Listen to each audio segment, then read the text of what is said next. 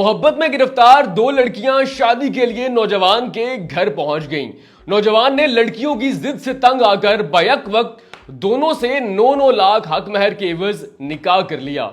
देखने वालों के मुंह खुले के खुले रह गए। नाज़रीन, कहते हैं कि शादी का लड्डू जो खाए वो भी पछताए, जो ना खाए वो भी पछताए, लेकिन तमाम उम्र किसी की हसरत दिल में ही रह जाती है और किसी को बिन मांगे मिल जाता है, वो भी दो दो। जैसे कि पंजाबी में कहते हैं कि चोपड़ियां नाले दो दो। नाज़रीन, ऐसा ही कुछ वाकया आप पर चित्राल के इलाके तोर कहू में पेश आता है, जहां पर एक सरकारी मुलाजिम जिसका नाम है सरताज अहमद, वो छुट्टी गुजारने के लिए घर आता है। लेकिन सरताज अहमद ऐसा शौकीन मिजाज है कि उसने बैक वक्त दो लड़कियों से शादी, मोहब्बत और चांद तारे तोड़ लाने के वादे कर रखे होते हैं। यक न शुद्ध दो शुद्ध, उसने बैक वक्त दो लड़कियों को यह लारा लगा रखा होता है कि मैं तुम दोनों से शादी करूंगा। अब एक की खबर दूसरी को नहीं होती, वो बैक वक्त दोनों से बात कर रहा होता है, लेकिन दोनों लड़कियां इस बात से बेखबर होती हैं। मसला तब शुरू होता है जब सरताज अहमद छुट्टियां गुजारने के लिए अपने गांव आता है। जैसे ही वो गांव आता है, वो ये अहद करके आता है, इरादा करके आता है कि इस मर्तबा मैंने खाली हाथ नहीं लौटना, मैंने अपने भी हाथ पीले करने हैं और घर वालों की भी जो गोद है, जो घर वालों का जो पूरा आंगन है, वो खुशियों से भर के आना है, मैंने शादी करके आनी है।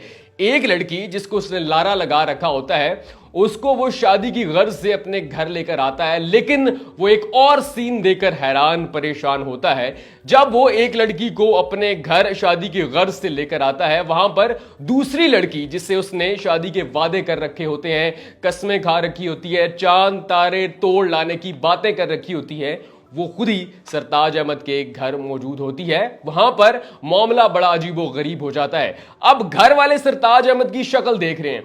एक लड़की सरताज अहमद के साथ आती है, जिसके बारे में सरताज अहमद बताता है कि मैंने इससे शादी करनी है, मैं इससे शादी की गर्ज से इसको घर लेकर आया हूं। तो वहीं पर दूसरी लड़की खुद सरताज अहमद के घर मौजूद होती है। उसका भी दावा, उसका भी इरादा यही होता है कि मैंने सरताज अहमद से शादी करनी है। अब सरताज अहमद दोनों लड़कियों को बहुत समझाता है। जिस लड़की को तो वो खुद शादी की गर्ज से लेकर आता है, उसको कहता है कि मैं तुमसे तो शादी करूंगा, लेकिन दूसरी लड़की को बहुत समझाता है, मिन्नत तरले करता है, उनकी मिन्नत समाजत करता है कि आप चली जाओ, मैंने इस लड़की से शादी करनी है। लेकिन दूसरी लड़की भी जिद पे अड़ी रहती है। वो कहती है कि मैं अगर घर छोड़ कर आई हूं, मुझसे तुमने वादे किए थे, मुझसे तुमने कस्में खाई थी, तमाम उम्र साथ रहने की, जीने मरने की कस्में मेरे साथ खाई थी, अब मैं अपना घर छोड़कर आ गई हूं, अब मैं शादी करके ही जाऊंगी, तो तुम्हें मुझसे भी शादी करनी पड़ेगी और मुझे इस बात पे कोई एतराज नहीं कि तुम दूसरी लड़की से भी शादी करो। अब हालात खराब होते हैं, मामला खराब होता है। घर वाले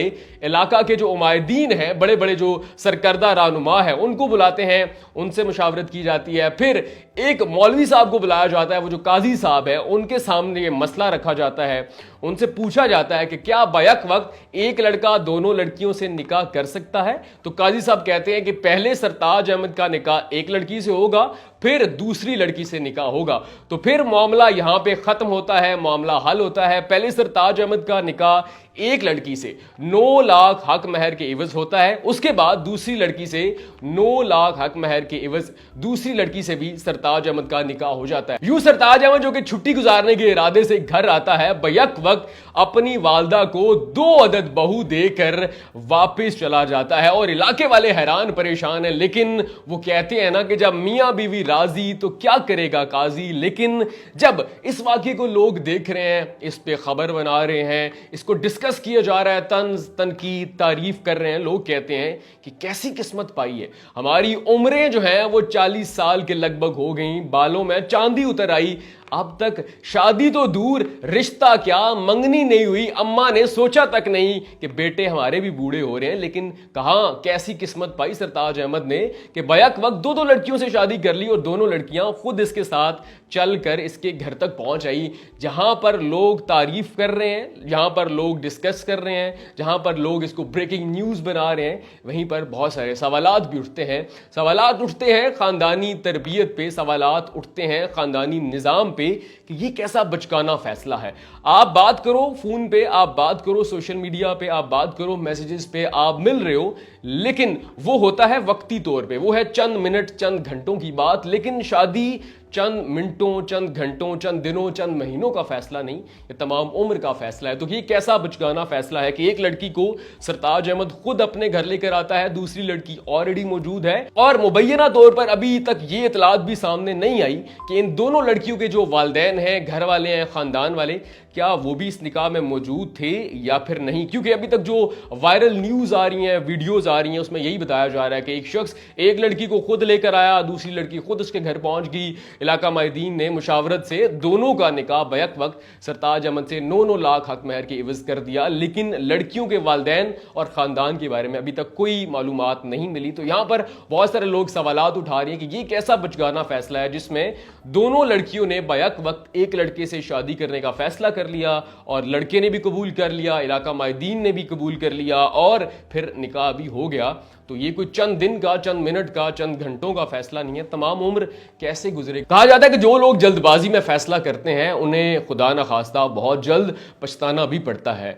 तो सरताज अहमद के लिए दुआएं भी हैं, जैसे कि सोशल मीडिया के सार्फिन उन्हें दुआएं दे रही हैं कि आपने बैक वक्त 2 लड़कियों से शादी तो कर ली, अब ये बसा भी लेना, आपके घर बस भी जाए। लेकिन वहीं पे बहुत सारे लोगों की जो फिक्र है वो भी सरताज अहमद के साथ जुड़ी हुई है कि ये किस तरह का तुमने फैसला किया, अब क्या तुम इसको निभा पाओगे या फिर नहीं। आप इस कहानी के बारे में क्या कहते हैं, कमेंट सेक्शन में अपनी राय लाजमी दीजिएगा।